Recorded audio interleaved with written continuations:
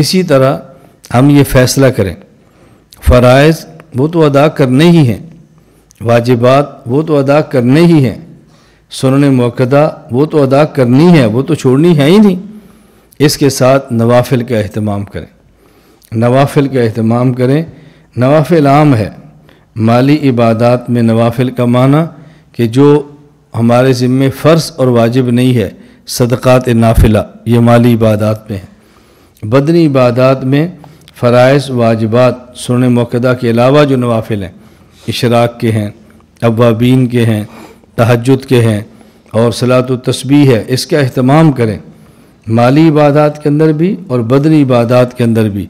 رسول اکرم صلی اللہ علیہ وسلم کا ارشاد ہے، اللہ فرماتے ہیں لا یزال عبدی یتقرب الی بالنوافل حتی احببتہ، کہ جب میرا بندہ فرائض سے بڑھ کر نوافل کا اہتمام کرتا ہے، میں اس بندے کو اپنا محبوب بنا لیتا ہوں، میں اس بندے کو اپنا محبوب بنا لیتا ہوں۔ اور کچھ وقت لگتا ہے نوافل پر مشقت برداشت کرنے میں، ایک وقت آتا ہے کہ نوافل انسان کے مزاج بن جاتے ہیں، پھر نفل نہ پڑھے تو مزہ ہی نہیں آتا، اس کو لطف نہیں آتا، بس اس کو چین تبھی آتا ہے جب کچھ صدقہ کر لے، کچھ خرچ کر لے۔ اور آپ یقین فرمائیں کوئی بندہ پیسہ ہمیں دے اور ہمیں ملے، اس پر خوشی ہوتی ہے، لیکن حاجت پوری ہونے کی وہ جو قلبی سکون ہوتا ہے نا وہ نہیں ہوتا۔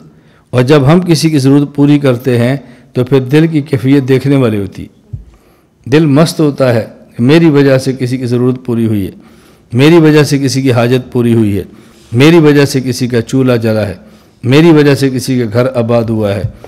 تو ہم اسی طرح اپنی زندگی میں فیصلہ کریں کہ ہم نے لوگوں کے گھر برباد نہیں کرنے، ہم نے لوگوں گھر آباد کرنے ہیں۔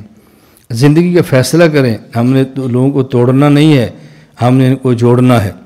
بعض اوقات مزاج بنتا ہے غیبت کر کے، گلہ کر کے، شکایتیں کر کے، برے تذکرے کر کے ہم دوستوں کو آپس میں توڑتے ہیں، خاندان کو توڑتے ہیں، بیوی شوہر کو توڑتے ہیں، تو رشتے توڑ دیتے ہیں۔ توڑے نہیں، جوڑیں۔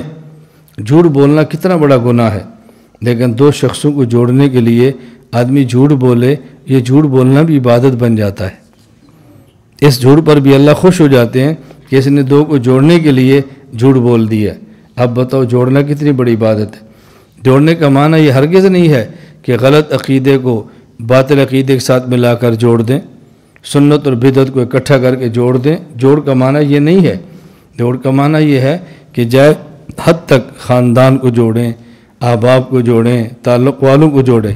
تو یہ ایسی باتیں ہیں کہ جس پر ہمیں عمل کی کوشش کرنی چاہیے، ہمیں اس میں لگا رہنا چاہیے۔ لا الہ الا اللہ، لا الہ الا اللہ، لا الہ الا اللہ، ما لنا رب سوا۔